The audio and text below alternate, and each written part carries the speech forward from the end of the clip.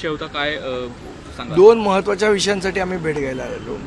एक तर बँडल रिक्लेशनमधले जो ट्रान्झिट कॅम्प आहे,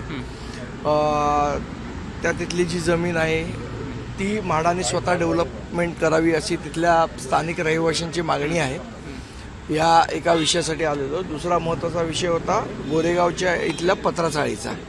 आज त्या लोकांचं अजून DA ॲग्रीमेंट झालेलं नाही आहे, त्यांचं अजून बांधकाम बरोबर झालेलं नाही आहे. या सगळ्या विषयासाठी आलो होतो. पण आज एकनाथ शिंदे साहेबांनी सांगितलं की आज ते प्रचंड बिझी आहेत, बहुतेक MLC इलेक्शनमुळे वगैरे असतील, तर त्यांनी सांगितलं की मी 2 दिवसांनी, कारण ह्या विषयासाठी वेळ लागणार आहे, 2 दिवसांनी वेळ देतो आणि 2 दिवसांनी ते आम्हाला वेळ देतील तेव्हा आम्ही पुन्हा येऊ. ओके.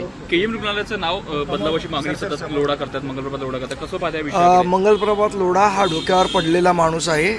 म्हणजे ज्या पद्धतीचं नाव सुचवलंय त्याचा काही अर्थार्थी संबंध नाही आहे. काहीतरी कौशल्य, एकलव्य वगैरे.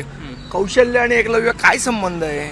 मला असं वाटतं मराठीचा तर गंध नाहीच आहे त्यांना, पण जनरल नॉलेजही नसावं असं एकंदरीत वाटतं त्यांनी जे काय नाव दिलं त्याला. याच्या आधी आमचे कामगार सेनेचे अध्यक्ष मनोज चव्हाण यांनी प्रस्ताव दिलेला आम्ही की जर नाव बदलायचंच झालं तर भारताच्या पहिल्या महिला डॉक्टर आनंदीबाई जोशी यांच्या नावावर KM रुग्णालयाचं नाव ठेवावं. पण ते KEM हे कॉमन ठेवायचं म्हणून काहीतरी कौशल्य, एकलव्य वगैरे असं जुळवाजुळव केलेली आहे. बाकी ते नाव सजेस्ट करण्यामध्ये मंगलप्रभातांकडे डोक्याचा भाग आहे असं प्रथम दर्शनी तरी वाटत नाही.